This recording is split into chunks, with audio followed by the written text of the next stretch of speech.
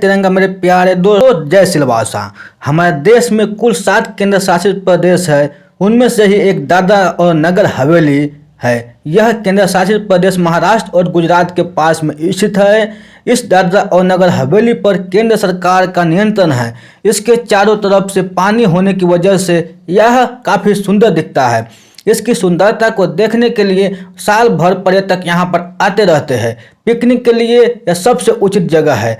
दादरा और नगर हवेली का प्रदेश बहुत ही सुंदर है। हरियाली से भरे जंगल, बड़ी बड़ी नदियाँ, लंबी लंबी पर्वत श्रृंखलाएं, विभिन्न जाति के वनस्पति और जीव इस केंद्र शासित प्रदेशों की संपत्ति है। दादरा और नगर हवेली का इतिहास। दादरा और नगर हवेली पर पुर्तगालियों का कब्जा था। इसे सन 1779 में पुर्तगालियों ने कब्जे में कर लिया था और भारत को आज़ादी मिलने के बाद सन 1954 में इसे भारत में शामिल किया गया था। 1961 तक इस केंद्र शासित प्रदेश पर किसी शासन प्रणाली का नियंत्रण नहीं था और यह स्वचालित था, मगर बाद में उसी साल इसे भारत का केंद्र शासित प्रदेश घोषित कर दिया गया। आज संसद के राज्यसभा और लोकसभा में दादरा और नगर हवेली के प्रतिनिधि मौजूद है। दोस्तों, दादरा और सिलवासा इस केंद्र शासित प्रदेशों के महत्वपूर्ण शहर है और सिलवासा इस केंद्र शासित प्रदेश की राजधानी है। दादरा और नगर हवेली के पूर्व में पश्चिम घाट है, उत्तर और पूर्व में गुजरात के जिले और दक्षिण में महाराष्ट्र के कुछ जिले हैं।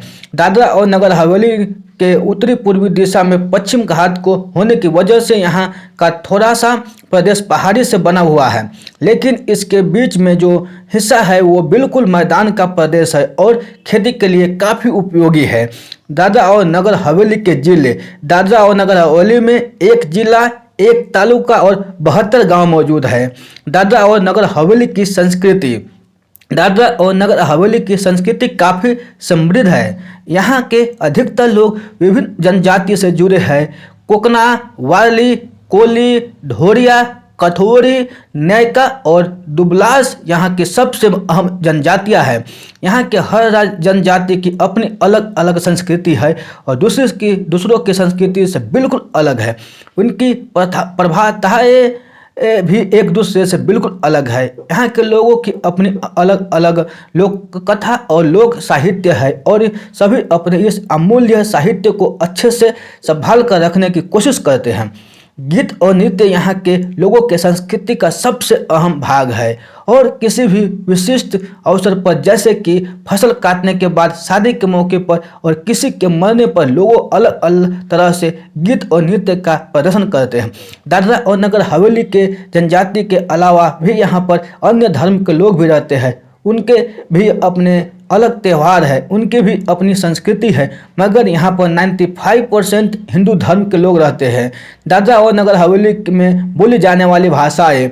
यहाँ के लोग की अपनी अपनी अलग भाषाएं हैं, मगर यहाँ पर अधिकतर भीली और भिलोरी भाषा ही बोली जाती है। इंग्लिश यहाँ की आधिकारिक भाषा है, मगर यहाँ पर महाराष्ट्र और गुजरात होने की वजह से हिंदी, मराठी और गुजराती भाषा भी बोली जाती है। दादरा और नगर हवेली का पर्यटन। सिलवासा में स्थित जनजाति का सांस्कृतिक संग्रहालय पर्यटन का मुख्य आकर्षण केंद्र है और यहाँ पर भेंट देने के बाद में यहाँ की संस्कृति और इतिहास को नज़दीक से देखने का मौका मिलता है। इस संग्रहालय में विभिन्न तरह के नकाब संगीत के अलग अलग वाघ, मछली पकड़ने के गैजेट और अलग अलग पुतले देखने को मिलते हैं। खानवेल से सिलवासा केवल 20 किलोमीटर की दूरी पर है।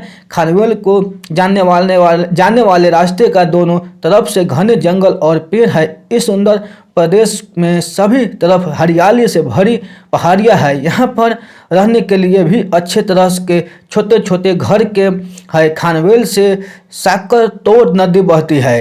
सिलवासा से केवल 5 किलोमीटर की दूरी पर वनगंगा झील और सुंदर आइलैंड गार्डन स्थित है।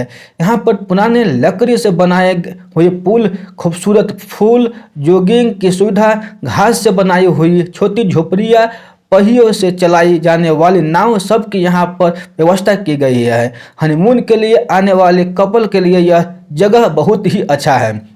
खानवेल से केवल 20 किलोमीटर की दूरी पर दुधनी है, जहाँ से दमन गंगा नदी बहती है और इस नदी का पानी मधुबन बांध में जाता है। इस नज़ारे को देखने के बाद कोई भी इस सुंदर नज़ारे को भूल नहीं सकता है।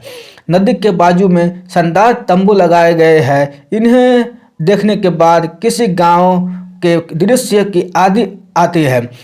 याद आती है। पर्यटक तंबू के बाजू में बैठकर आराम से खाना भी बना सकते हैं। सिलवासा दादरा रास्ते पर एक हिरावन बांध लगाते हैं। इस बाग में जोर से बहने वाली झरने, पुरानी पत्थरों से बनाई हुई दीवारें, जुड़वा मेहराब, हरे भरे लॉन देखने को मिलते हैं। सिलवासा में वंदरा उद्यान है। यह बाग नदी के पास में ही है। इस बाग में बड़े बड़े लॉन और तंबू लगाए गए हैं। यह जगह पिकनिक के लिए सबसे उचित जगह है। सिलवासा में एक छोटा सा चिड़ियाघर और बाल उद्यान भी है। यहाँ पर बच्चों को मनोरंजन की सारी सुविधा की गई है।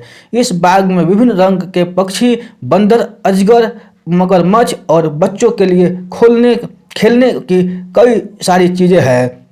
यहाँ पर आने का सबसे अच्छा समय नवंबर से मार्च महीने के दौरान ही होती है। यहाँ पर गर्मी के दिनों में भी तापमान कम ही रहता है और रात का मौसम भी काफ़ी ठंडा रहता है। दक्षिण पश्चिम का मानसून भी जून से सितंबर में आता है और इस दौरान यहाँ पर बड़ी मात्रा में बारिश होती है। दोस्तों, अगर यह बायोग्राफी आपको अच्छा लगे तो अपने दोस्तों के साथ जरूर शेयर कीजिएगा। अगर फिर मिलते हैं दोस्तों अगले वीडियो में, तब तक आप खुश रहिए, सुरक्षित रहिए और अपनी सेहत को अच्छी तरह से ध्यान रखिए। धन्यवाद।